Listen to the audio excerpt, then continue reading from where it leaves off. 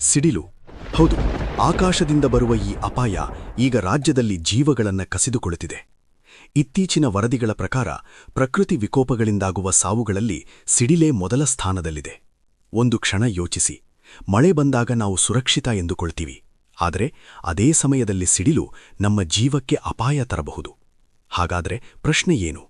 ಯಾಕೆ ಸಿಡಿಲು ಸಾವುಗಳು ಹೆಚ್ಚಾಗ್ತಿವೆ? ತಜ್ಞರು ಹೇಳೋದೇನೆಂದ್ರೆ, ಬಿಸಿಲಿನ ತೀವ್ರತೆ ಹೆಚ್ಚಾಗ್ತಿದೆ, ಹವಾಮಾನ ಬದಲಾವಣೆಯ ಪರಿಣಾಮ, ಜನರು ಸುರಕ್ಷಿತಾ ನಿಯಮಗಳನ್ನು ಪಾಲಿಸೋದಿಲ್ಲ. ಸಿಡಿಲಿನಿಂದ ರಕ್ಷಿಸಿಕೊಳ್ಳಲು ಏನು ಮಾಡಬೇಕು? ಹೊರಗೆ ಇದ್ದರೆ ಮರದ ಕೆಳಗೆ ನಿಲ್ಲಬೇಡಿ, ಮೊಬೈಲ್ ಬಳಕೆ ಕಡಿಮೆ ಮಾಡಿ, ಓಪನ್ ಜಾಗದಲ್ಲಿ ನಿಲ್ಲಬೇಡಿ. ಮನೆಯಲ್ಲಿ ಇದ್ದರೆ ವಿದ್ಯುತ್ ಸಾಧನಗಳಿಂದ ದೂರ ಇರಬೇಕು, ಕಿಟಕಿಗಳು ಮುಚ್ಚಬೇಕು.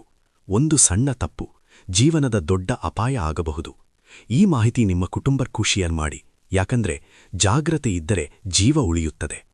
ಇನ್ನಷ್ಟು ಇಂತಹ ಪ್ರಮುಖ ಮಾಹಿತಿಗಾಗಿ ನಮ್ಮ ಚಾನೆಲ್ ಸಬ್ಸ್ಕ್ರೈಬ್ ಮಾಡಿ.